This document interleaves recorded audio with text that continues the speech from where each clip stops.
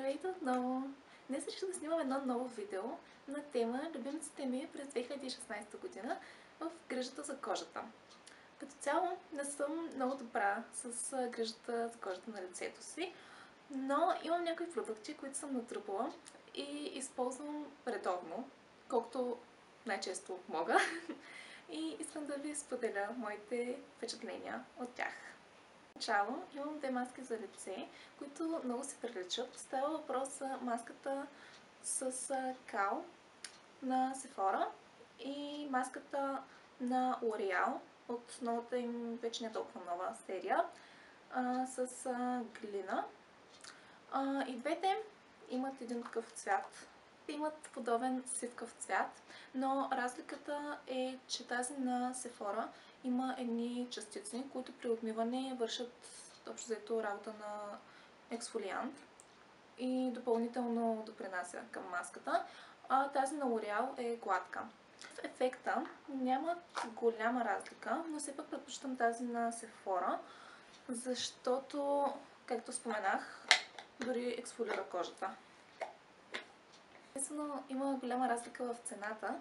Тази на Sephora мисля, че струваше около 30 лева, тази на L'Oreal е на половин цена. Даже в момента, доколкото знам, е намалена на 10 лева.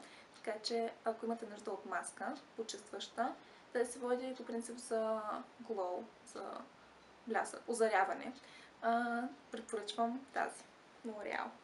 И това, което искам да спомена, е, че ги нанасям с ето тази четка, която в принцип се води за фондютен, но аз не нанасям фондютен с такава четка, затова я използвам за маските и става много по-удобно с нея.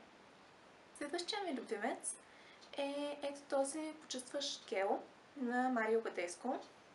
Между другото, няколко от нещата в този клип ще са на Марио Бадеско, защото преди, не знам, преди известно време, преди сигурно почти година, поръчах от Beauty Bay няколко продукта на марката и бях наистина много впечатлена.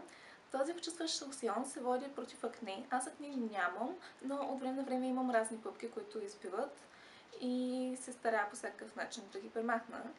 И този лосьон всъщност върши много добра работа. Той е като измивен гел, който се общо нанася се и се измива след това с вода. Но това, което аз обичам да правя, е да използвам едно от ето тези две неща. Те са на Avon. Това е четка за лице на Avon. Това е, не съм много сигурна как се казва, но е на такова гумено и също се търка с него. Това е много по-нежно към кожата. Четката е малко по-твърда и ако искам добре да ексфолирам кожата, четката използвам. И като съм започнала да говоря за Марио Бадеско, следващото нещо е, може би, най-големия ми любимец за годината. Това е изсушаващия лосьон на Марио Бадеско и изглежда, по принцип, би трябвало да изглежда по ето този начин. Тук отдолу има насъбрано като розово прахче, бих казала. И отгоре трябваше да е пълно с течност, която моята почти свърши, ако се вижда нещо. Но общо взето как се използва? Взема се една клечка за уши и се потапя до дъното, за да се вземе и от двете части на продукта. След това, обикновено преди сън, го нанасям на проблемните точки от лицето. Буквално изглеждам все едно съм на точки. И го оставям да подейства, докато спя. На сутринта го премахвам. И наистина върши много добра работа в изсушаването на пъпките. Мисля, че даже го бях включила в някои месечни любимци и даже може би има видео за него. Но върши много добра работа и аз всъщност го видях от приложението на Кайли Ченър.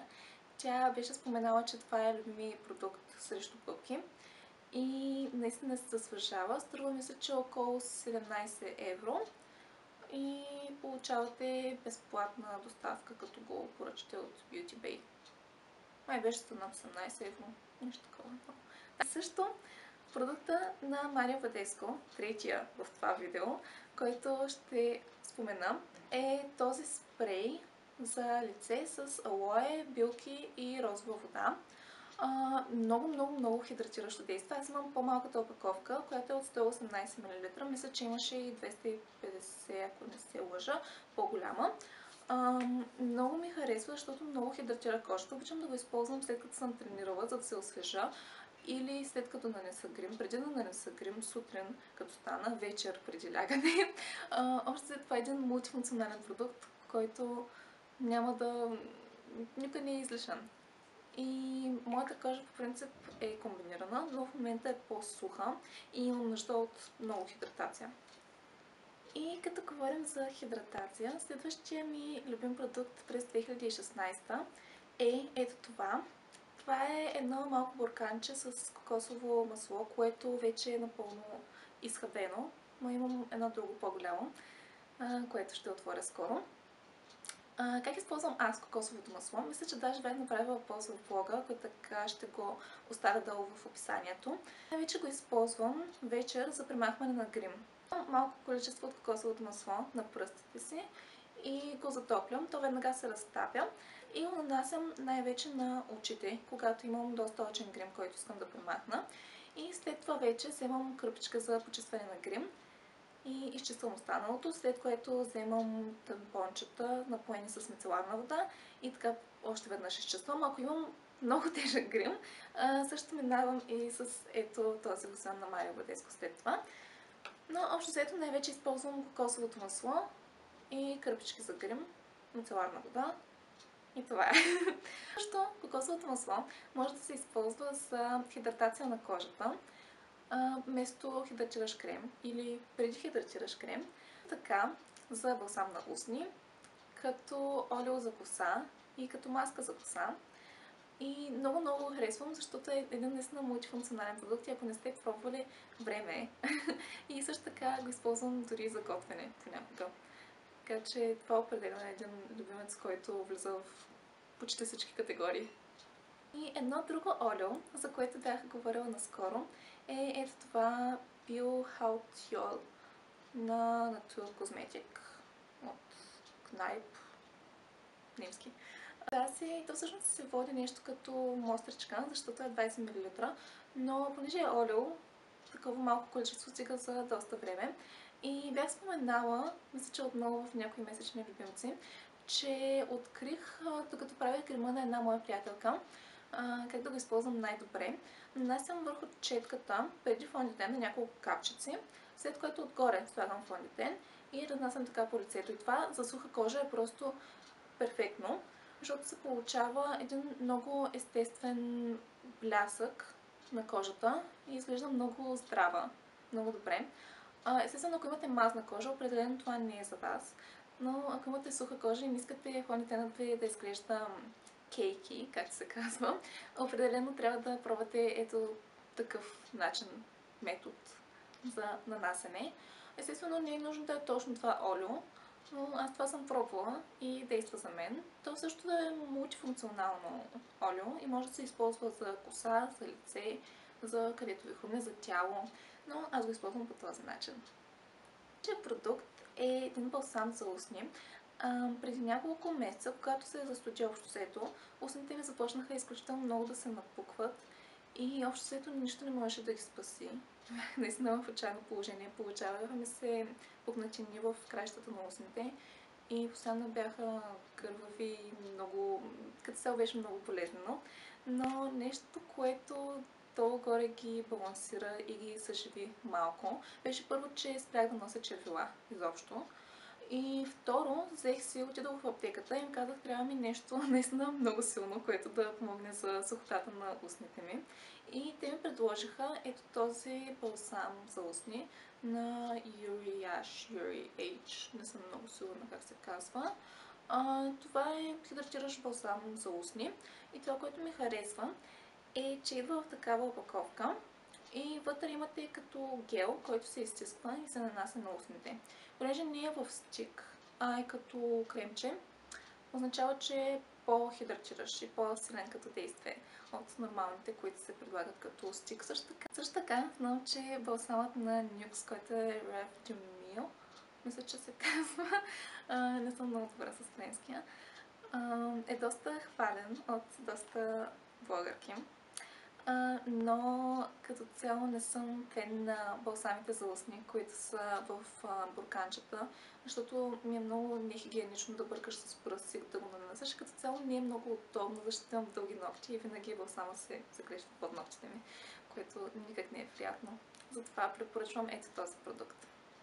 И последният ми любимец 2016 в грижата за кожата. Това не до толкова е грижа за кожата, колкото прищявка.